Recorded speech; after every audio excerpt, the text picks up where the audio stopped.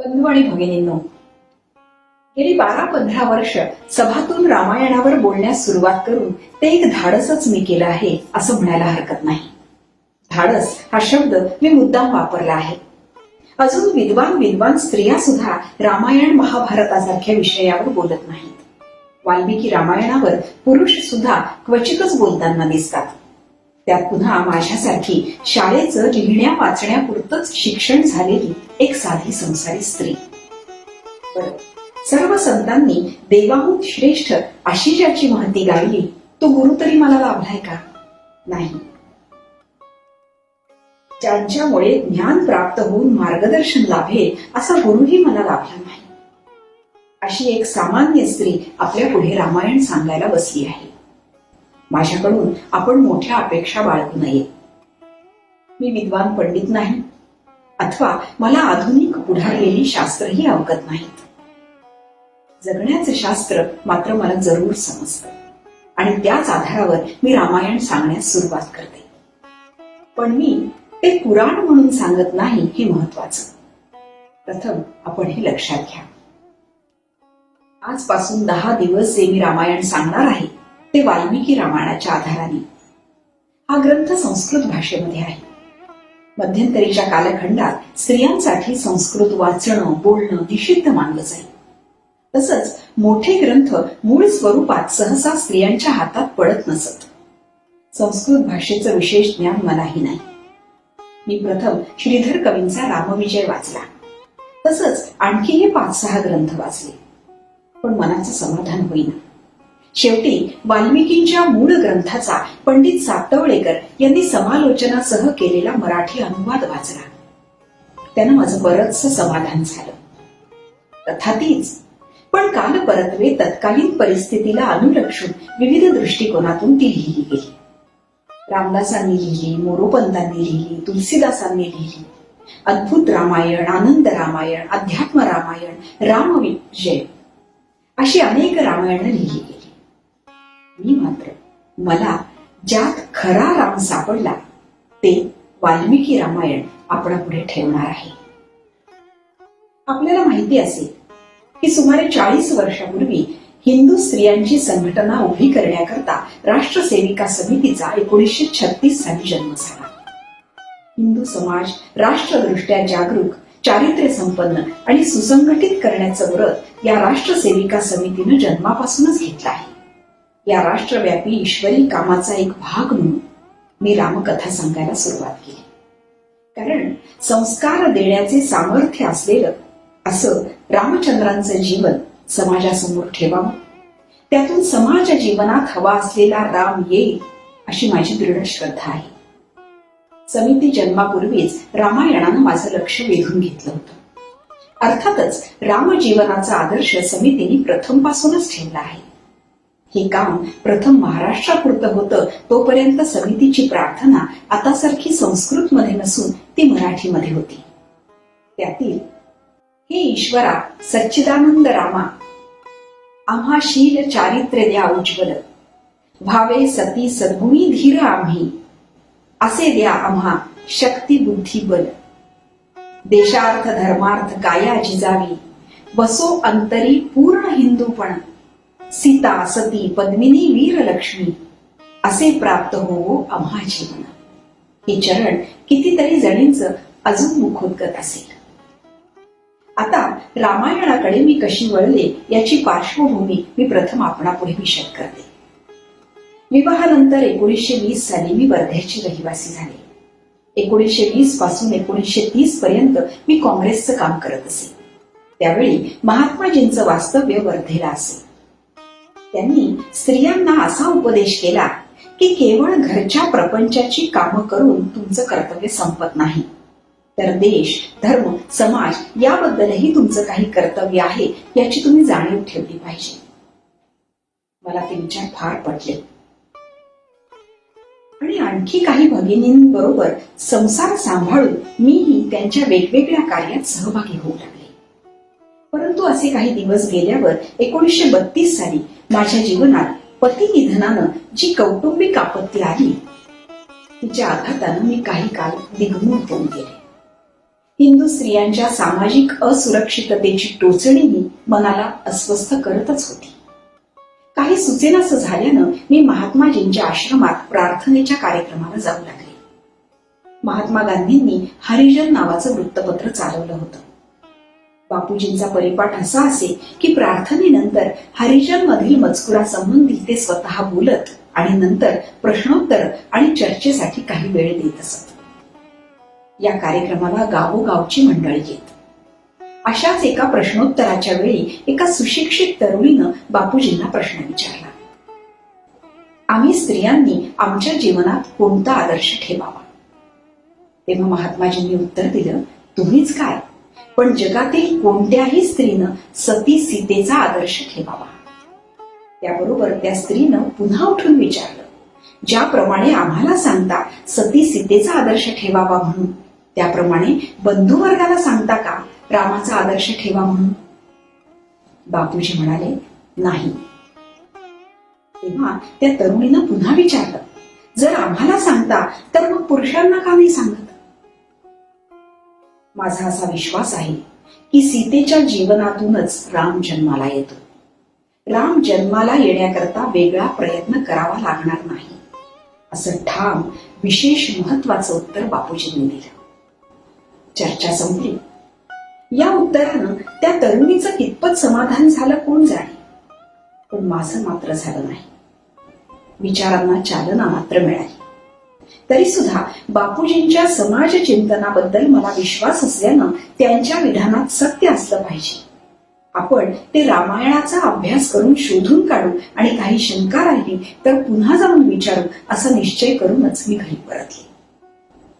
एकंदर रामायणाविषयी मला जास्त आत्मीयता आणि आकर्षण उत्पन्न होण्याचं आणखीन एक विशेष कारण घडलं ते म्हणजे वर्ध्याला देशाच्या निरनिराळ्या भागातून अनेक थोर पुढारी येत असत. त्यांची भाषणं ऐकण्याची संधी मी सोडत नसे. या सर्वांच्या भाषणातून एक निष्कर्ष निघत असे की स्वराज्य मिळवून त्याचं सुराज्य करायचं आहे. हे सुराज्य कसं? तर रामराज्यासारखं. तेव्हा स्वातंत्र्य मिळाल्यानंतर आम्ही इथे रामराज्य स्थापन करणार. हेच शब्द एकसारखे कानावर पडत असल्यानं हे रामाचं रामराज्य होतं तरी कसं, हे जाणून घेण्याच्या उत्सुकतेनं मी रामायणाकडे प्रामुख्यानं आकर्षित झाले. रामायणातील आणखी एका कथेने माझं लक्ष वाल्मिकी रामायणाकडे वेधलं. ती कथा अशी. वाल्मिकींच्या रामायण या शतकोटी श्लोकी ग्रंथाची रचना अद्वितीय झाली. गोष्ट प्रत्येकालाच ऐकावीशी वाटते ना, तसं रामायण सर्वांना हवंसं वाटू लागलं.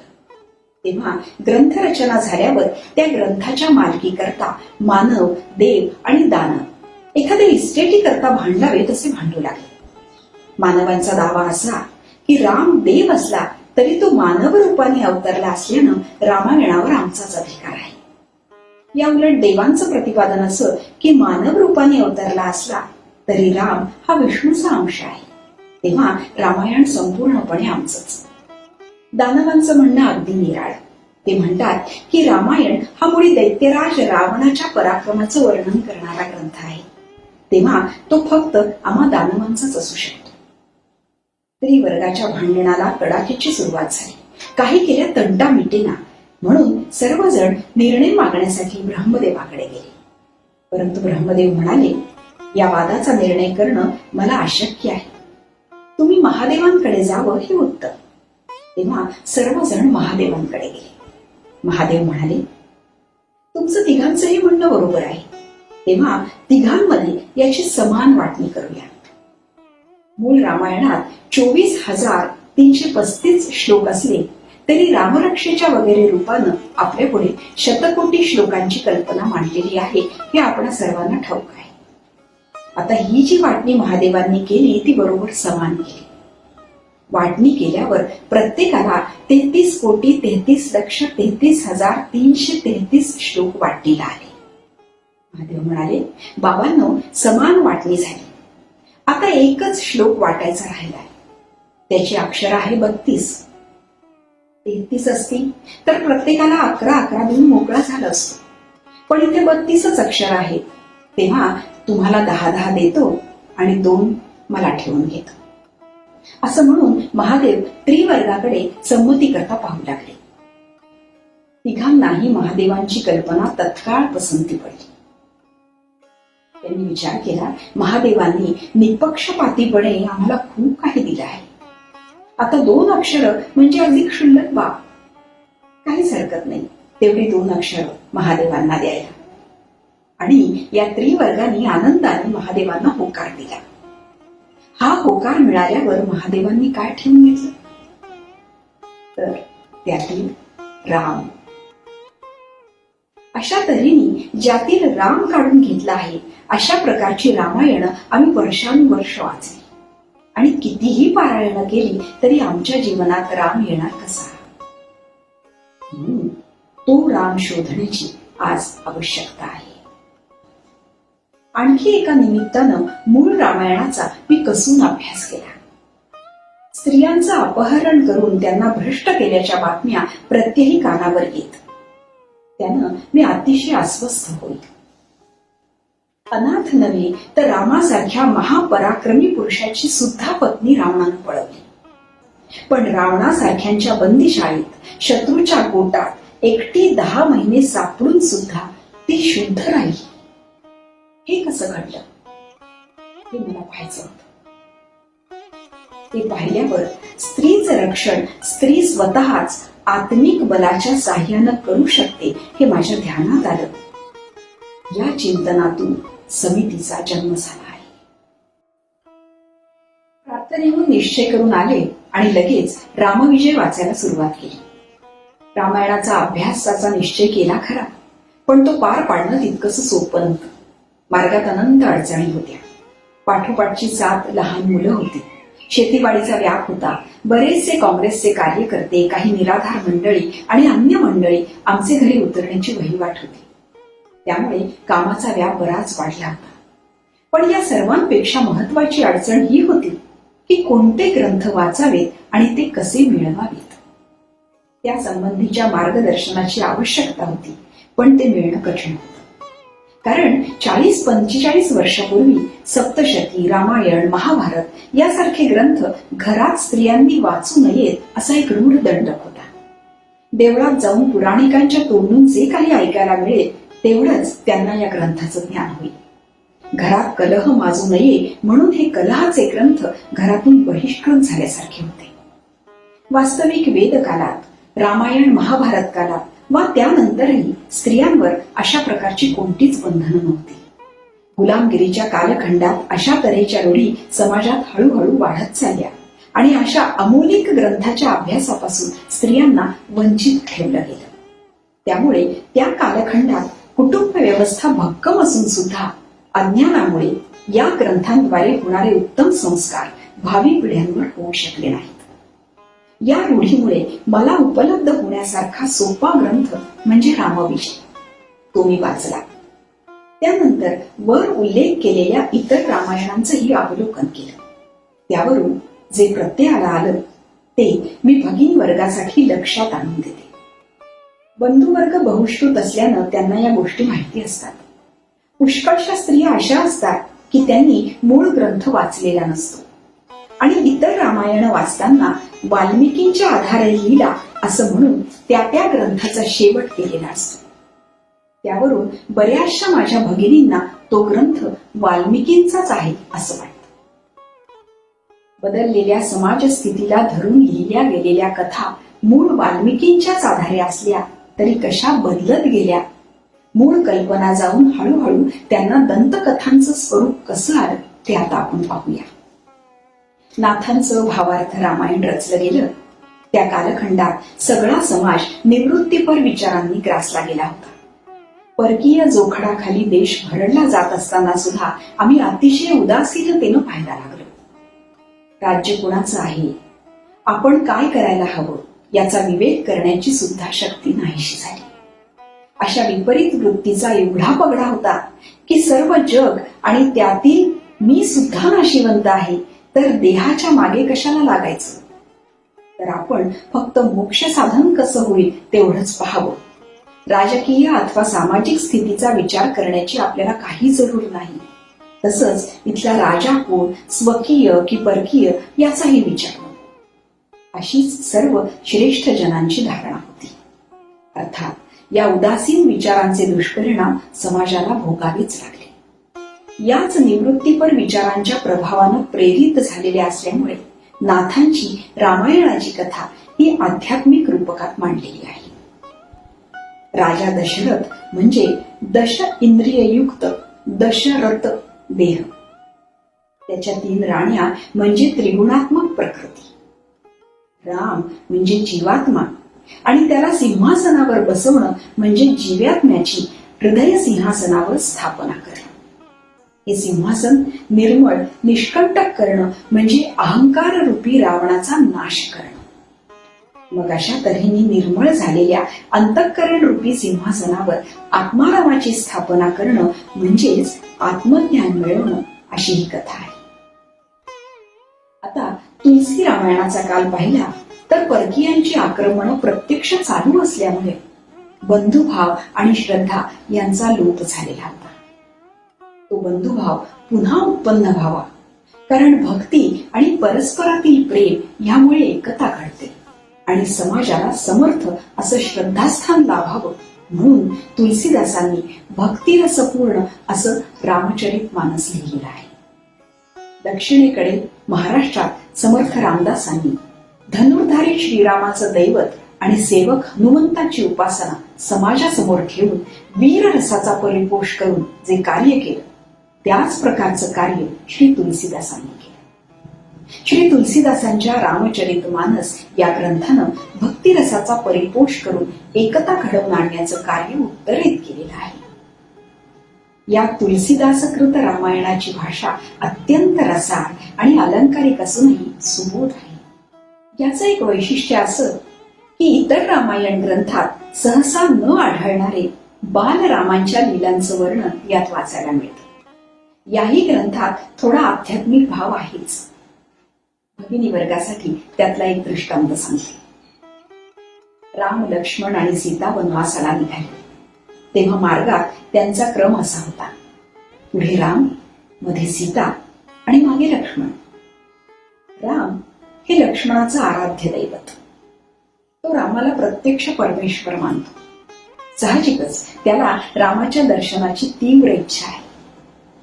तो या बाजूनं त्या बाजूनं वळून वाकून पाहतो, परंतु रामाचा मुखचंद्र त्याच्या दृष्टीस पडत नाही. तो म्हणतो, मला रामचंद्रांचं दर्शन होणार कसं? ही सीता रूपी माया माझ्या आड आलेली आहे ना. आनंद रामायण पाहिलं तर ते निव्वळ हास्योत्पादक करमणुकीची कथा असावी असं आहे. मानवी दाखल त्यातलाही एक कथाभाग सांगते. एकदा सीता कैकेयीला वंदन करण्यासाठी आलेली असताना सीतेला ती म्हणते, सीते, ज्या रावणाच्या पराक्रमाची वर्णन आम्ही ऐकतो आणि ज्याच्याकडे तू 6 महिने होतीस, तो होता तरी कसा, ते जाणण्याची मला उत्सुकता आहे. सीता म्हणते, मी त्याचं मुखावलोकन केलेलंच नाही, तर काय सांगणार. मात्र जटायू मामंजींनी त्याचा अंगठा तोडला तो मी पाहिलाय. त्याचं चित्र हवं तर काढून दाखवते. त्यानंतर सीतेनं काढून दाखवलेल्या अंगठ्याच्या अनुरोधानं कैकेयीनं रावणाचं संपूर्ण चित्र तयार करून घेतलं. पुढे राम कैकेयीच्या दर्शनाला आले असताना त्यांच्या दृष्टीला ते चित्र पडलं आणि हे चित्र कोणी काढलं असं त्यांनी प्रश्न केला. त्यावर कैकेयीनं उत्तर दिलं, जी 6 महिने रावणाकडे राहिली, जिच्या मनात सदैव त्याचेच विचार असतात, अशा स्त्री वाचून हे चित्र कोण काढणार. हे उत्तर ऐकून रामांना वाटलं की आपली पत्नी सदैव परपुरुषाचा विचार करते, तेव्हा तिचा त्याग करावा, म्हणून रामांनी सीतेचा त्याग केला. अशा प्रकारचा अतिरंजित असा कथाभाग या आनंद रामायणात पाहायला मिळतो. त्यानंतर अध्यात्म रामायण किंवा अद्भुत रामायण हा ग्रंथ, याच्याविषयी काही सांगण्याची आवश्यकता आहे असं मला वाटत नाही. या ग्रंथामध्ये मूळ आधार म्हणून रामकथा घेऊन त्यावर तत्वचर्चा केलेली आहे. आज तत्वज्ञानापेक्षा या तत्वज्ञानावर आधारित अशा व्यवहाराची गरज अधिक आहे. या दृष्टीनं पाहिलं तर भगिनी वर्गाला अगदी अधिक जवळचा ग्रंथ म्हणजे श्रीधर कवींचा रामायण. रामविजय. हा रामविजय ग्रंथ वाचून मला त्यावेळच्या बंधुवर्गाच्या अपेक्षेची आठवण झाली. पाश्चिमात्य शिक्षणानं प्रभावित झालेल्या बंधुवर्गाची अपेक्षा अशी असते की आपली पत्नी देखील आंग्ल विद्या विभूषित असावी. इंग्रजी शिक्षणाच्या बहुतेक शाळा मिशनऱ्यांच्या असल्यामुळं त्या शाळेत स्त्रिया जाणं अशक्यच होतं. त्यावेळच्या एका लेखकाने नॅशनल इंग्लिश टीचर या नावाचं एक पुस्तक प्रकाशित केलं. त्या पुस्तकात प्रमुख मथळ्याखाली कंसात लिहिलेलं असे, हसत खेळत घरच्या घरी इंग्रजी शिक्षण. आणि हे पुस्तक घरी आणून दिलं जाईल आणि मग त्यावरून स्पेलिंग पाठ करून गृहिणी लिहायला बोलायला शिकत. याच पद्धतीनं श्रीधर कवींनी रामायणाची कथा रोचक मनोरंजक करून वाचकांपुढे ठेवली आहे. त्याचा प्रत्यय पुढील कथेवरून आपल्याला येऊ शकेल. रामचंद्रांनी रावणाचा वध केल्यानंतर ते पुष्पक विमानातून परत येण्यास निघाले. अगस्तींचा आश्रम दुरून दिसू लागल्यानंतर राम सीतेला म्हणतात, हे पहा, लोपामुद्रा फार चतुर आहे. ती ऋषीपत्नी तुला आश्रमात घेऊन जाईल आणि रावणाने तुला पळवून दिल्यापासून घडलेल्या सर्व घटना तुला विचारेल. त्यावेळी सर्व गोष्टी तू तिला सांग, परंतु समुद्रावर सेतू बांधून मी परतीराला गेलो एवढी गोष्ट मात्र तिला सांगू नकोस. यावर सीतेने का असा प्रतिप्रश्न केला. त्यावर ते म्हणाले, त्यामुळे तिच्या पुढे तुला कमीपणा पत्करावा लागेल. त्यानंतर प्रत्यक्ष अगस्तींच्या आश्रमात जेव्हा प्रभू रामचंद्र गेले त्यावेळी लोपामुद्रेने सीतेला अंतर्ग्रहात ठरल्याप्रमाणे नेलंच आणि प्रश्न केला.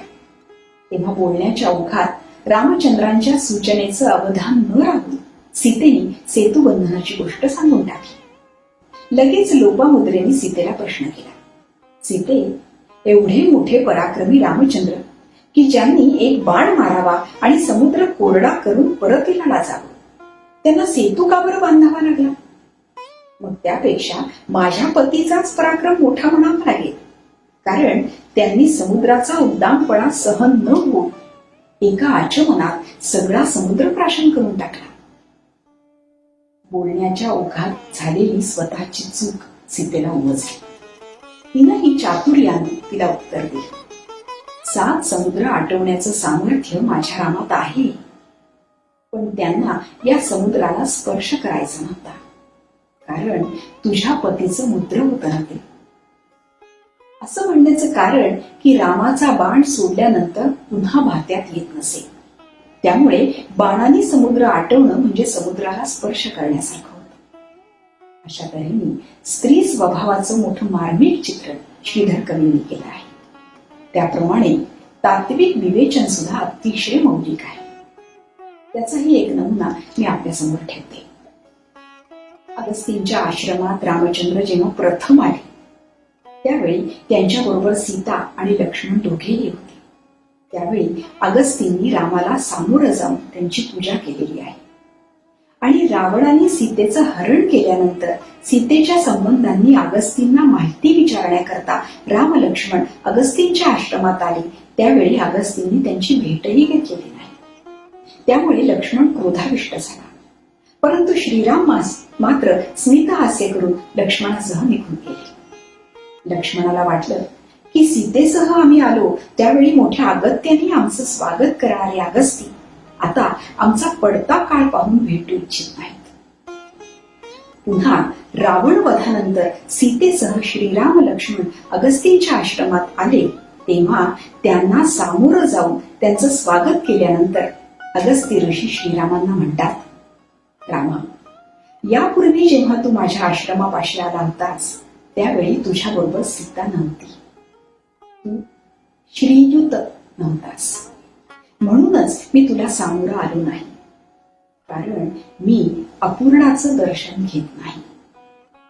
या प्रसंगाने श्रीधर कवींनी प्रकृती वाचून पुरुषाला पूर्णत्व येत नाही हे भारतीय संस्कृतीचं श्रेष्ठ असं तत्वज्ञान निश्चित केलं आहे. स्त्री पुरुषांच्या वैयक्तिक जीवनाला पूर्णता नाही, पती पत्नीच्या संयोगाने मानवी पूर्णता आहे ही आमची संस्कृती. श्री राम जय जय राम. श्री सीता रामचंद्र देवतार्पणमस्तु. इदन्न मम.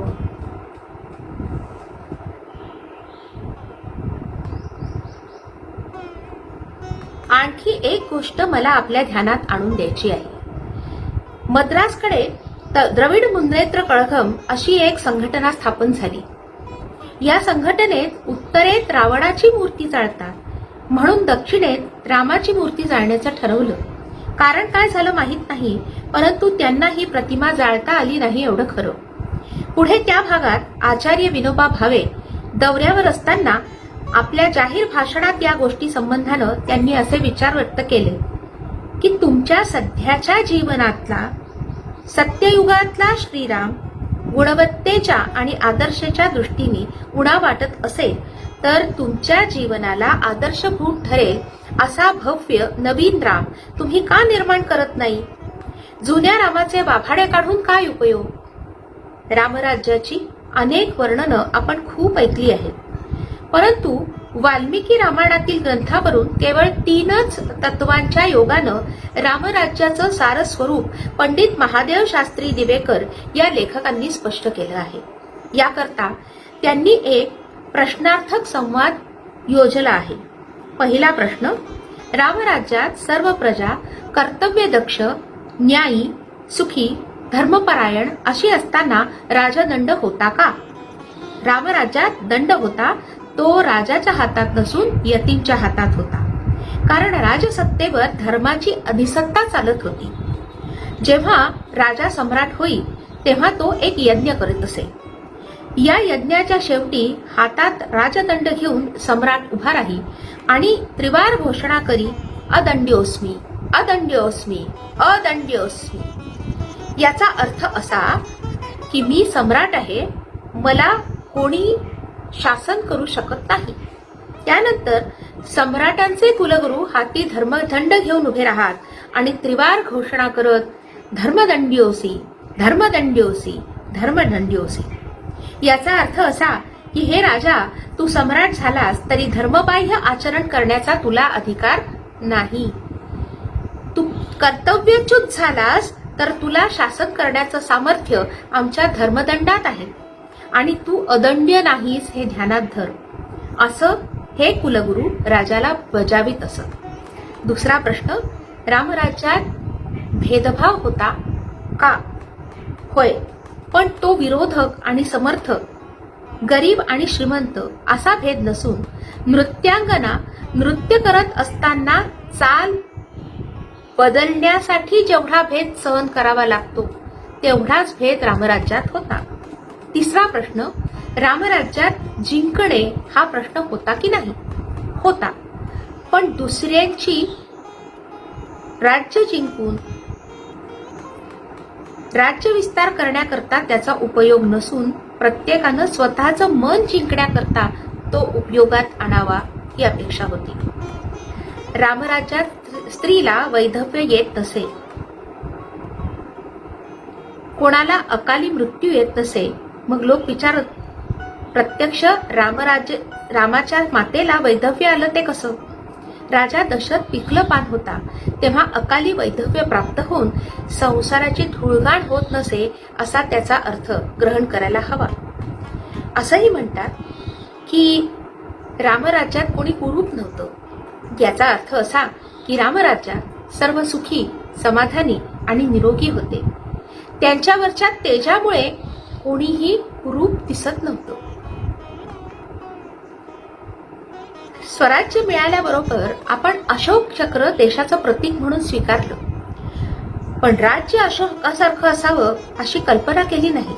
राज्य रामाचंच हवं, कारण त्यांच्या इतके समाधानाचे राज्य दुसरे कोणतेच झाले नाही. रामाच्या अभ्यासानं आणि रामायणाच्या अभ्यासानं रामराज्य कसं होतं हे मला कळलं. रामराज्य हवं असेल तर ते त्यागाशिवाय, सद्गुणांशिवाय कसं येणार? रामराज्याकरता नुसते राज्यकर्तेच सद्गुणी असून चालणार नाही, तर त्यांचे सहकारी आणि प्रजा दोन्हीही सद्गुणी आणि कर्तव्यपरायण असण्याची नितांत आवश्यकता आहे. पण इथे प्रत्यक्षात काय दिसतं? स्वातंत्र्यापूर्वी रामराज्याची स्वप्न आपण अहोरात्र रंगवली. स्वातंत्र्य प्राप्ती होऊन आज 50 वर्ष झाली. इतक्या कालावधीनंतर रामराज्याची पुसटशी छाया देखील भारतात कुठे दिसत नाही. रामराज्यातल्या सुखाचा अल्पसाही अनुभव जनतेला येत नाही. उलट तिच्या दुःखात आणि विपन्नावस्थेत एकसारखी भरच पडत आहे. असं का व्हावं या प्रश्नाचं उत्तर वाल्मिकी रामायणात सापडतं. ते असं की राष्ट्रीय दृष्टिकोनातून एखाद दुसऱ्या व्यक्तीचं जीवन विकसित आणि सुसंस्कृत होऊन भागत नाही, तर भारताच्या राष्ट्रीय समाजाच्या जीवनाची उंची वाढवावी लागते. ते विकसित व्हावं लागतं. त्याकरता कष्ट घेतले तरच त्या प्रमाणात सुख प्राप्त होतात. महात्मा गांधींच्या सांगण्याप्रमाणे सीतेच्या जीवनातून राम जन्माला कसा येतो ते पहा. काही दिवसांपूर्वी एका मासिकात नलदमयंतीची कथा प्रसिद्ध झाली होती. या कथेत नल दमयंतीला सोडून गेल्यानंतर एक दिवस दमयंतीला स्वप्न पडतो. स्वप्नात तिला सीता दिसते. त्यावेळी दमयंती पुनर्विवाहाचा विचार करत असते. तो विचार चालू असताना सीता तिला म्हणते, हे दमयंती, मी एवढी शुद्ध असून आणि माझी शुद्धी अग्निदिव्याच्या साह्यानं पटवून देऊन सुद्धा रामानं माझा त्याग केला. तेव्हा तू दुसरं स्वयंवर रसावस हेच बरं. तुझे हे पुरोगामी विचार मला पटतात. आम्ही तुझं कौतुक करतो. दिसायला हे विचार पुरोगामी वाटत असले तरी या कथेतून राम जन्माला येईल का याचा विचार आपण करायला हवा. तेव्हा मूळ स्वभाव चित्रणाचं हे विडंबन वाचत असतानाच इकडे वाल्मिकी रामायणातले रामानं सीतेचा त्याग केला त्यावेळचे सीतेचे उद्गार लक्षात घेण्याची आवश्यकता आहे. लक्ष्मण सीतेला अरण्यात सोडून तिचा निरोप घेत असताना सीता लक्ष्मणाला म्हणते, भाऊजी, राजांनी माझा त्याग केल्याचा निरोप जसा तुम्ही मला सांगितला तसा राणी या नात्यानं माझा निरोप त्यांना कळवा. त्यांना म्हणावं, रामा, माझा त्याग आपण प्रजानुरंजनासाठी करत आहात. तुमच्या निष्कलंक जीवनाला माझ्या सान्निध्यानं कलंक लागत असेल तर मलाही ते मुळीच आवडणार नाही आणि माझा तुम्ही त्याग केलात याबद्दल वाईटही वाटणार नाही. पण लक्षात ठेवा की माझ्या निष्कलंक जीवनाची आपल्याला खात्री असून सुद्धा ज्या प्रजानुरंजनासाठी माझा त्याग केला त्या प्रजेसंबंधीची कर्तव्य नीट पार पाडा. ते न करता माझ्याकरता तुम्ही रडत बसाल तर ते मात्र मला आवडणार नाही. लक्ष्मण सीतेला पोचवून येईपर्यंत राम 4 दिवस दरबारात गेले नव्हते. लक्ष्मण सीतेला सोडून आला त्यावेळी राम अश्रू ढाळत बसले होते. सीतेचा निरोप ऐकताच दरबारात जाताना लक्ष्मणाचा हात धरून ते म्हणतात, लक्ष्मणा, जो राजा स्वतःचं कर्तव्य विसरतो त्याला सरड्याचा जन्म येतो.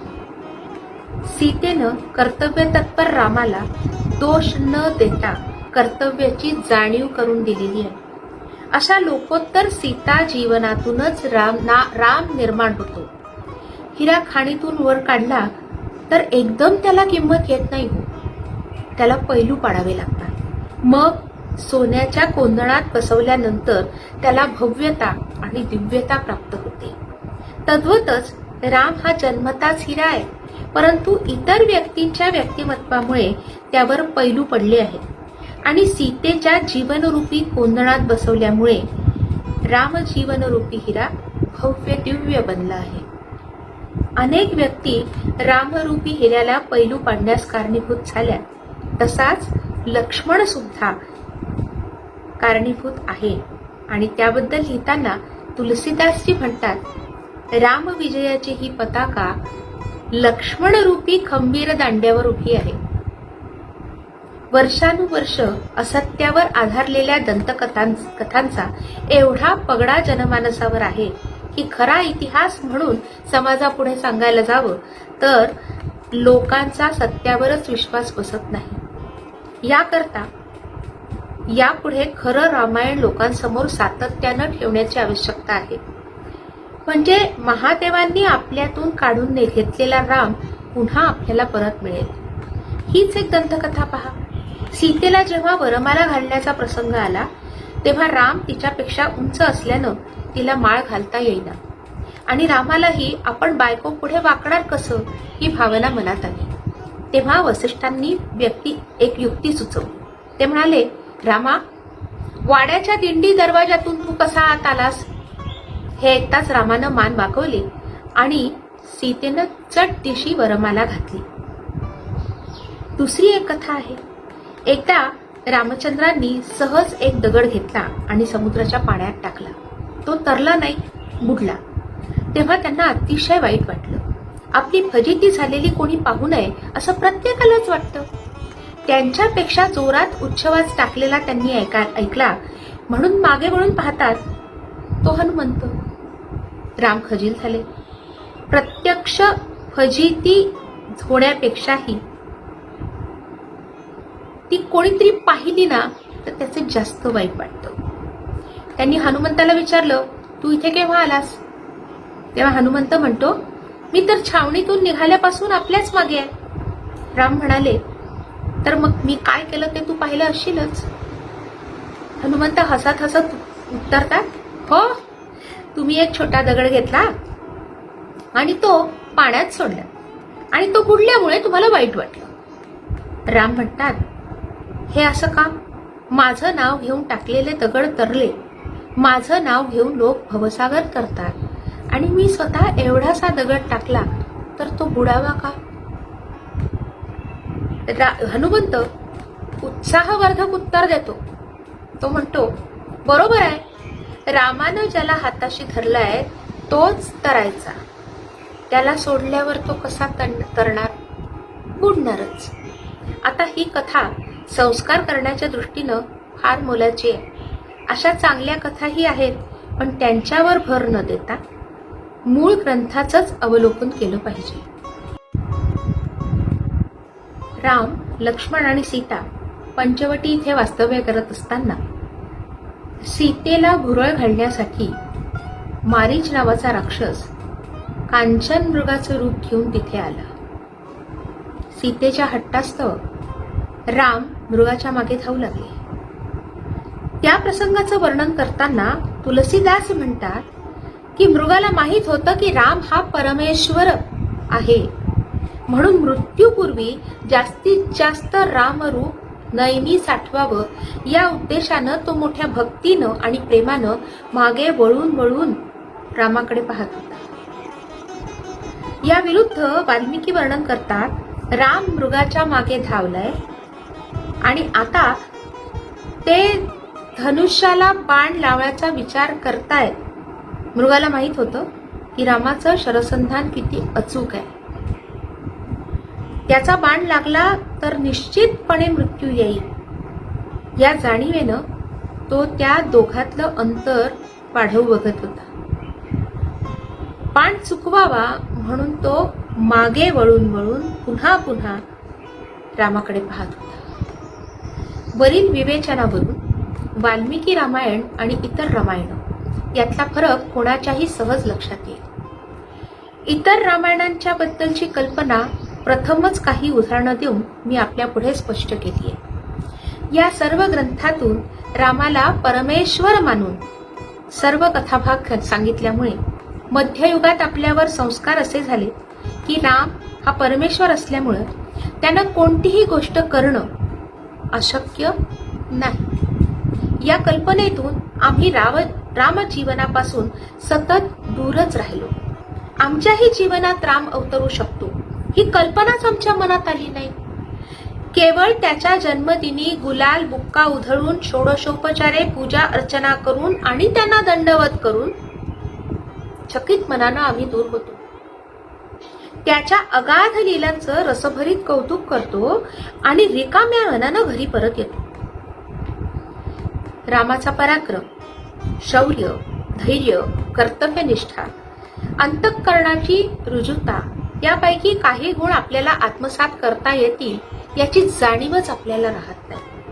वाल्मिकींचा राम हा मात्र आपल्यासारखाच मानव असल्यामुळे तो आपल्याला अधिक जवळचा वाटतो. त्यामुळेच त्याचं अचाट कर्तृत्व, अतुलनीय धैर्य, अखंड सावधानता याविषयी आपल्याला कौतुकाबरोबरच आदरही वाटतो. त्याचबरोबर सीतेच्या विरहानं विलाप करणारा राम पाहून आपल्याला त्याच्याविषयी सहानुभूती वाटते. ही सहानुभूतीची जाणीवच मनुष्य मात्राला आश्वासन देण्याला पुरेशी असते. ती रामा इतकं उदात्त जीवन प्रयत्न केल्यास आपणही जगू शकतो हे ते आश्वासन आहे. वाल्मिकी रामायणाबद्दल अशी कल्पना प्रस्तुत केलेली आहे की प्रथम वाल्मिकींनी हा ग्रंथ लिहिला आणि त्यानंतर रामचरित्र घडलं. जणू काही एखाद्यानं दैनंदिनी उघडून आपल्याला उद्या काय काय करायचंय हे पाहून त्याप्रमाणे कार्यक्रम करावे, असं काही रामचरित्रात घडलं की काय? नाही. वाल्मिकी रामायणात मात्र हा ग्रंथ वर्तमान काल दर्शवणारा आहे असा स्पष्ट उल्लेख आहे. इतर रामायणात रावणाचा कुलवृत्तांत प्रथम सांगितला आहे, तर या ग्रंथात तो सर्वात शेवटी म्हणजे उत्तरकांडात सांगितलेला आहे. रामचंद्राचा राज्याभिषेक झाल्यानंतर ते सिंहासनावर बसले असताना ऋषीमुनी रामाला धन्यवाद देऊन जात आहेत आणि धन्यवाद देताना अत्यंत आनंदानं ऋषींच्या तोंडून असे उद्गार निघतात की रामा, तुझ्याकडून इंद्रजिताचा वध केला गेला त्याबद्दल तुझं अभिनंदन आहे. रामानं ज्या वेळेला हा शब्द अनेक वेळा ऐकला त्यावेळेला ते ऋषींना विचारतात की हे ऋषीवर्या, ज्या रावणानं तुम्हाला त्राही त्राही करून सोडलं होतं त्याच्यामुळे तुमच्या जीवनात अत्यधिक दुःख आली, तुम्हाला ती भोगावी लागली, त्या रावणाच्या मृत्यूनही तुम्हाला जितका आनंद झाला नाही तितका इंद्रजिताच्या मृत्यूनं झाला, याचं कारण काय? यावर ऋषी उत्तर देतात की जी गोष्ट घडणारच होती ती गोष्ट घडल्याबद्दल कौतुक वाटण्याचं कारण काय?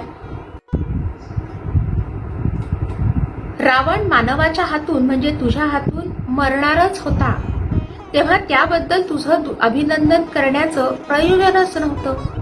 पण जो इंद्रजित कोणाच्याही हातून मरणार नव्हता त्या इंद्रजिताला तू योग्य संधी साधून यमसदनाला पाठवलंस, त्याबद्दल तुझं कौतुक करावं तेवढं थोडंच.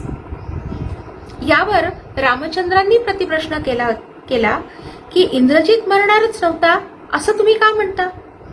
या प्रश्नाचं उत्तर देताना वाल्मिकी आणि इतर रामायणकर्ते वेगवेगळी उत्तरं देतात. ज्यांनी रामाला मानला देव किंवा परमेश्वर त्या रामायणकर्त्यांनी म्हणजे इतर ग्रंथकर्त्यांनी आजवर आपली अशी समजूत करून दिलेली आहे की इंद्रजिताचा वध करण्याकरता 14 वर्ष निराहार आणि निरनिद्रा राहिलेल्या व्यक्तीचीच आवश्यकता होती.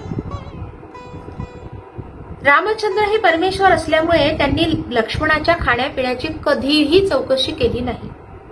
इतकंच नव्हे तर एक गृहिणी म्हणजे घरातली करती स्त्री म्हणून सीतेनंही त्याची चौकशी केलेली नाही.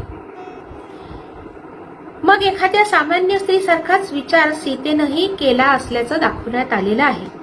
ती म्हणते की जो लक्ष्मण रोज फळांच्या झाडावर चढून बसतो आणि स्वतः कंदमुळं फळं घेऊन आमच्याकरता आणून देतो, तो काय स्वतः फळं खाल्ल्याशिवाय राहिला असेल? अशा प्रकारे इतर रामायणातल्या लक्ष्मणाला काहीही न खाता आणि न झोपता पहारेकऱ्यासारखा 14 वर्ष उभा ठेवलेला आहे, कारण इंद्रजिताचा मृत्यू त्याच्या हातून व्हायचा आहे. वाल्मिकींनी मात्र रामचंद्रांच्या प्रश्नावर ऋषींच्या मुखात असं उत्तर दिलं आहे की मेघनाद हा रावणाचा मुलगा, त्यानं आपल्या स्वतःच्या पराक्रमानं इंद्राचा पराभव केला म्हणून त्याला इंद्रजित नाव पडलं. त्यानं इंद्राला धरून बांधून आणलं तेव्हा इंद्राची मुक्तता करण्यासाठी ब्रह्मदेव स्वतः आले. त्यांनी रावणाला सांगितलं की इंद्र हा आमचा पुढारी आहे, त्याला तू मुक्त कर. पण रावण सुखासुखी इंद्राची मुक्तता करण्यास तयार नव्हता. त्यानं ब्रह्मदेवांना म्हटलं, याच्या मोबदल्यात तुम्ही आम्हाला काय देणार आहात? आता आपल्याला लक्षात ठेवण्याची आवश्यकता आहे की रावण हा दैत्य राष्ट्राचा प्रतिनिधी आहे आणि ब्रह्मदेव देवराष्ट्राचे. म्हणजे या दोन्ही राष्ट्रातल्या राजकीय वाटाघाटी चाललेल्या आहेत आणि बोलण्याच्या ओघात इंद्राच्या बदल्यात तुम्ही काय देणार हा रावणाचा प्रश्न आला. त्यावर ब्रह्मदेवानं झटकन उत्तर देऊन टाकलं, मागा तुम्हाला काय हवंय ते. हवं ते मागा म्हटल्याबरोबर इंद्रजितानं अमरपदाची मागणी करून टाकली. ही मागणी पुढे आल्यावर ब्रह्मदेव म्हणाले, बाबा रे, जे जे जन्माला आले ते कधी ना कधी तरी नाश पावणार आहेत. मी सुद्धा एक दिवस जाणारच आहे. त्या अर्थी तुला अमरपद काही देता येणार नाही. दुसरं काहीही माग. यावर इंद्रजितानं विचारपूर्वक असा वर मागितला की मी ज्या ज्या वेळेला युद्धाला जाईन त्या वेळी अग्नीची पूजा करून मी एकदा रथात बसलो की मला कोणाकडूनही मृत्यू येऊ नये. रावणानं शंकरापाशी मागितलेल्या वरांमध्ये आणि इंद्रजितानं ब्रह्मदेवांपाशी मागितलेल्या वरात फार मोठा फरक आहे. रावणानं आपला पराभव ज्यांच्या हातून होण्याची शक्यता होती अशाच व्यक्तींचा निर्देश केला होता. मानवाचा तो निर्बल आणि क्षुद्र म्हणून नुसता उल्लेख देखील त्यानं वर मागताना केलेला नव्हता. पण इथे मात्र इंद्रजित असं मागणं मागतो की विशिष्ट परिस्थितीत मला कोणाकडूनही मृत्यू येऊ नये. इतका सावधपणा बाळगण्याचं कारण असं की तो देवराष्ट्राच्या प्रतिनिधीशी बोलत असल्याचं त्याच्या लक्षात होतं आणि देवराष्ट्राच्या प्रतिनिधीशी बोलत असताना त्या राष्ट्राचा इतिहास लक्षात घेऊन आणि स्वभाव जाणून मुत्सद्दीपणानं त्यानं हा वर मागून घेतलेला आहे. परराष्ट्राशी व्यवहार करताना त्या राष्ट्राचा इतिहास आणि राष्ट्रीय स्वभाव ध्यानात घेण्याची आवश्यकता असते. इंद्रजित देवराष्ट्राचा स्वभाव जाणून होता. आपल्याला अंगणात किंवा घरात मृत्यू नको असा वर मागितल्यावर हे उंबऱ्यात बसून मारणारे आहेत. आम्हाला मनुष्याकडून किंवा हिंस्त्र श्वापकाकडून मृत्यू नको असं म्हटलं तर हे नरसिंहाचं रूप घेऊन मारण्यास कमी करणार नाहीत. आणि केव्हा आणि कसे मारतील याचा काहीही नेम नाही. म्हणून त्यांच्याबरोबर व्यवहार करताना सावधानतेची नितांत आवश्यकता आहे हे लक्षात घेऊन इंद्रजितानं तसा वर मागितला आणि ब्रह्मदेवानं तथास्तु म्हटलं. ब्रह्मदेवानं तथास्तु म्हटल्यानंतर इंद्रजित असं म्हणतो की याचनेनं मी तुमच्याकडून अमरपद घेतलेलं नाही तर माझ्या कर्तृत्वानं ते मी प्राप्त करून घेतलेलं आहे. हे सर्व आपल्या पुढे विस्तारानं ठेवण्याचं कारण एवढंच की 1962 चीननं भारतावरती आक्रमण केलं आणि त्या आणीबाणीच्या परिस्थितीचा मोजमापन करण्यासाठी विलक्षण साहित्य उपलब्ध झालं. त्यातलंच एक म्हणजे माओचे लष्करी आव्हान हे कैलासवासी दी गोखले लिखित एक पुस्तक. या पुस्तकाच्या प्रस्तावनेत श्री पु ल देशपांडे यांनी भारताच्या तत्कालीन परिस्थितीचं दिग्दर्शन मोठं मार्मिक केलेलं आहे. चीनचं आक्रमण झालं त्यावेळी पु ल देशपांडे अमेरिकेत होते आणि ते एका समारंभात करमणुकीच्या कार्यक्रमाला गेले होते. तिथे आक्रमणाची वार्ता येऊन पोहोचली. त्यावेळी समारंभाच्या व्यवस्थापकांनी सभेला उद्देशून असे उद्गार काढले, चीननं भारतावरती आक्रमण केलं ते का हेच मला कळत नाही. एका भूके कंगाल राष्ट्रानं दुसऱ्या भूके कंगाल राष्ट्रावर आक्रमण करून काय मिळवलं असं म्हटल्यावर नाट्यगृहात जमलेली सगळी जनता उचकटपणे खुदखुदू हसू लागली. त्यानंतर मग चीननं भारतावर आक्रमण केल्यामुळे पुढे काय घडलं हे एका नकलाकारानं पंडित नेहरूंची नक्कल करून त्यातून दाखवलं. ज्याप्रमाणे अंगणात 2 मुलं खेळत असावीत, त्यातील एक असावा दांडगट आणि एक असावा दुर्बल. या सबल मुलानं मेषपात्र मुलाच्या थोबाडीत मारावी, प्रतिकार करता येत नाही म्हणून तो दुर्बल मुलगा, साळकरी शेमडा मुलगा आपल्या आईकडे गाऱ्हाणं घेऊन जातो आणि रडत रडत सांगतो, आई, यांनी मला मारलं. हे जसं त्याचप्रमाणे भारताचे पंतप्रधान इथे केनेडींकडे आले आणि सांगायला लागले, ओ केनेडी, ऐका ना, या मावाने मला मारलं. श्री पु ल देशपांडे लिहितात, भारताचा हा उपहास पाहून माझ्या अंतःकरणात अत्यंत वेदना झाल्या. 1000 इगळ्या डसल्यानंतर जितक्या वेदना होतील तितक्या विलक्षण वेदना माझ्या अंतःकरणाला झाल्या. असह्य होऊन सर्व ऐकून घेतलं. त्यावेळी असं वाटलं की ज्या आमच्या भारताच्या पंतप्रधानांचा परदेशात एवढा गौरव आहे असा ऐकतो, त्यांच्याबद्दल भर सभेत असे अनुदार शब्द काढावेत ना. त्यानंतर कोण्या वरच्या दर्जाच्या माणसाशी नव्हे तर एका बूट पॉलिशवाल्याशी माझी भेट झाली आणि तो मला विचारू लागला की काय हो, तुमच्या हिंदुस्थानातील लोक इतिहास कधी वाचत नाहीत का? हे मी तुम्हाला का विचारतोय, तर कधी मुसलमानांनी तुमच्यावरती आक्रमण करून तुम्हाला गुलाम करून स्वतः स्वामी व्हावं, कधी ब्रिटिशांच्या बाबतीतही तेच घडावं, आणि आज आम्ही ऐकतोय की चीन तुमच्यावरती आक्रमण करून आलेला आहे म्हणून. तेव्हा हे सगळं पाहिल्यावरती भारत हा देश स्वातंत्र्य उपभोगायला लायक नाही असंच दिसतं. विरोधी अशा तऱ्हेच्या 2 कालखंडातली ही 2 उदाहरणं किती उद्बोधक आहेत म्हणून ती मी आग्रहानं तुमच्या समोर ठेवली. धन्यवाद. इतक्या पूर्वकाली प्राचीन समजले जाणारे लोक सुद्धा इतिहास आणि मुत्सद्दीपणा चांगला जाणत असत असे दिसते आणि इतिहासावरून योग्य तो बोध घेऊन आपल्या, दुसऱ्यांच्या नव्हे, राष्ट्रहिताचे, समाजहिताचे असेच राजकारण करून पुढे पाऊल टाकीत असत हे निश्चित. आज मात्र हा बोध घेण्याचे आम्ही विसरून गेलेलो आहोत. नाहीतर चीनशी बंधुत्वाचे नाते जोडून असे बेसावध राहिलो नसतो, प्रजेला अंधारात ठेवून दुःखात लोटून दिलं नसतं, जगात नामुष्की झाली नसती आणि पाठीत खंजीर खुपसायला चीनला फावलंही नसतं. तेव्हा जागरूक राष्ट्राचा प्रतिनिधी या नात्याने इंद्रजिताचं उदाहरण आग्रहाने मी आपल्यासमोर ठेवलं आहे. कारण ज्या वेळेला एक राष्ट्र म्हणून आपण उभे राहतो आणि दुसऱ्या राष्ट्राशी संबंध येतात, त्यावेळेला त्या दुसऱ्या राष्ट्रांचे राष्ट्रीय स्वभाव लक्षात घेण्याची आवश्यकता असते.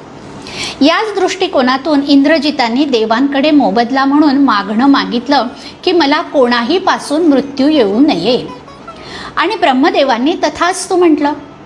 म्हणून त्याबद्दल रामा तुमचे अभिनंदन आहे. नंतर पुन्हा राम विचारतायत, ऋषीवर्य, रावणाचा पराभव करू शकेल असा त्यावेळी एकही राजा नव्हता का?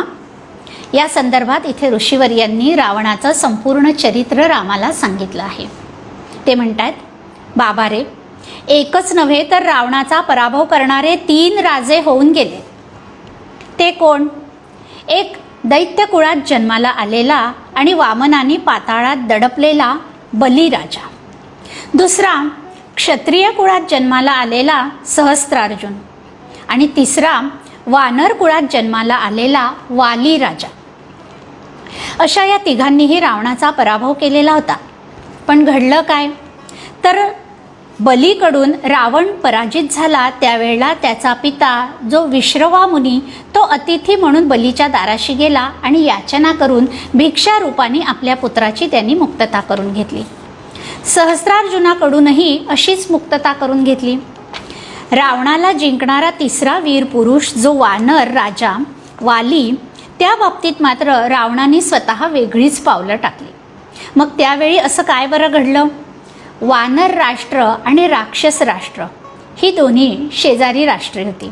अशा शेजारच्या बलाढ्य राजाशी अग्निसाक्ष सख्य करून मैत्रीचं नातं जोडलं.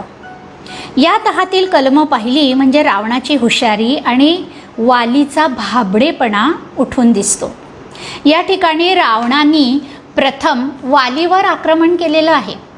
बलाढ्य वालीने त्याचा खरपूस समाचार घेऊन आक्रमक रावणाला संपूर्ण पराभूत केलेलं आहे. असं असून रावणाला शिक्षा काय? तर वानर राष्ट्राच्या दारात 14,000 खडे सैन्य त्याला ठेवायला मिळालं. भारताच्या आक्रमक शेजाऱ्यांचे बाबतीतील असला अनुभव आपल्याला अगदी ताजा आहे. रावण आणि वाली यांच्यात असं ठरलं की आपण एकमेकांचे शेजारी आहोत आणि अग्निसाक्ष समेट झाल्याने आपण मित्र, वस्तुतः भाऊ भाऊ झालो आहोत. तेव्हा आपण असं करायचं की आपण एकमेकांवर कधीही आक्रमण करायचं नाही. उलट दैत्य राष्ट्रावर कोणी आक्रमण करून आलं तर वानर राजाने त्यांची मदत करायची आणि वानर राज्यावर कोणी चाल करून आलं तर दैत्य राष्ट्रांनी मदत करायची. एवढंच नव्हे तर रावण हा दूरवर विचार करणारा मुत्सद्दी असल्याने त्याने वानर राज्याची उत्तर सीमा निश्चित केली आणि त्या सीमेच्या बंदोबस्ताची आणि रक्षणाची जबाबदारी मोठ्या युक्तीने सदैव आपल्याकडेच ठेवली. वानर राज्यावर कधी सोपवली नाही. त्याकरिता त्याने बंदोबस्त असा काही ठेवला होता की नाशिक प्रांतात, ज्याला जनस्थान, पंचवटी, दंडकारण्य असेही संबोधतात, त्या वानर राज्याच्या दाराशी 14,000चे खडे सैन्य रावणाने ठेवले आणि खर, दूषण आणि त्रिशिरा हे 3 स्वतःचे मावस भाऊ असलेले पराक्रमी वीर यांचेकडे त्याचे नेतृत्व देऊन सेनापती म्हणून तिघांची नियुक्ती केली. शिवाय त्यांच्याही वरती देखरेख करण्याकरता म्हणून आपली सख्खी बहीण शूर्पणखा हिची योजना केली. याचाच अर्थ असा की मानव आणि वानर राज्यांच्या सीमेवर रावणाने हेतुपूर्वक सैन्याची पाचर मारली. स्वतःच्या राष्ट्राला धोका उत्पन्न होण्याचा संभवसुद्धा उरू नये या दृष्टीने रावणाने केवढी मोठी कारागिरी केली आहे पहा. त्यावेळी रावणाने अहर्निश प्रयत्न केला तो हा की वानर आणि मानव या दोघांनाही धाकात ठेवून कधीही एक होऊ द्यायचं नाही. या दोघांनाही धाकात ठेवल्यामुळे आपल्या राज्याला धोका निर्माण होणारच नाही. स्वराष्ट्र रक्षणाच्या दृष्टीने रावणाने नवीन लष्करी पाचर निर्माण केली आणि आज आम्ही मात्र भारत चीन सीमेवरील असलेली पाचर घालवून चिनी आक्रमणाचा धोका पत्करला. चिनी बकासुराच्या जबड्यात तिबेट हा मित्राचा बळी देऊन शत्रू घरात घेतला. या दृष्टीने राजकारणात पडणाऱ्यांनी तरी चाणक्य नीतीचा अभ्यास करणं अगत्याचं आहे. स्वराज्याच्या सीमांचं रक्षण परकीय राष्ट्रांनी करणं शक्य आहे का याचा विचार करा. त्या दृष्टीने वस्तुतः वालीनी सीमांचं रक्षण स्वतःच्या वानर राष्ट्राकडे ठेवायला हवं होतं. ती जबाबदारी न उचलता उलट ती परकीय अशा राक्षस राष्ट्राकडे सोपवून वालीनी फार मोठी राष्ट्रीय घोडचूक केली असंच वाटतं. वाल्मिकी रामायणातील या राष्ट्रीय विचारसरणीचा इतर रामायणामध्ये अभाव दिसतो.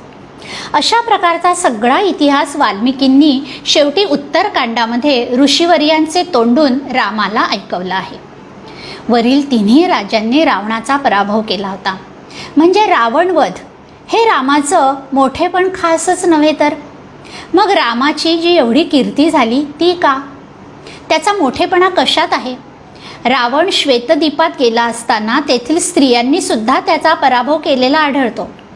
या सर्वांच्या बाबतीत झालं काय की त्याने स्वतःचा वैयक्तिक पराक्रम सिद्ध केला. शक्तीचा उपयोग स्वतःपुरता केला. सबंध त्रिभुवनातील लोकांना रावणाने त्राही भगवान करून सोडलं होतं. त्या जनतेचा त्रास वाचवावा ही कल्पनासुद्धा त्यांच्या मनाला शिवली नाही. हे महत्कार्य रामाने केलं. सर्वांना निर्भयता प्राप्त करून दिली. सर्वांना स्वातंत्र्य मिळवून देण्याकडे पराक्रमाचा उपयोग रामाने केला. यात रामाचं देवत्व आहे. हे रामाचं अवतार कार्य आहे. इतर रामायणामध्ये असं म्हटलं आहे की प्रथम वाल्मिकींनी रामायण लिहिलं मग रामाचा अवतार झाला. पण तसं नाही, हे मी आधीच सांगितलंय. पण हे रामायण लिहिण्याला कारण काय झालं हे मी आपल्याला सांगते. एकदा देवसभेत सर्व मंडळी बसलेली असताना वाल्मिकींनी नारदांना प्रश्न विचारला. हे नारद मुने, सांप्रत भूतलावर असा कोण पुण्यश्लोक नृपती आहे की ज्याचं चरित्र गायन करावं? यावर नारदांनी दाशरथी रामाचं गुणवर्णन ऐकवलं आणि म्हणाले, हे सर्व मी गोष्टी रूपाने सांगितलेलं आहे, तू ते काव्यात व्यक्त कर. पुष्कळ रामायणात वाल्या कोळी हा पापी, लूटमार करणारा, निर्बुद्ध असा होता. नंतर नारदांनी त्याचा उद्धार केला असं म्हटलं आहे. पण वाल्मिकी रामायणात मात्र हा ज्ञानी, तपस्वाध्यायरत असा असल्याचा उल्लेख आहे. आणि तू रामचरित्रावर काव्य कर असं नारदांनी म्हटल्यावर नम्रपणे हात जोडून वाल्मिकी म्हणतात, गुरुवर्या, तुमच्या आशीर्वादाने मी हे नक्कीच करू शकेन.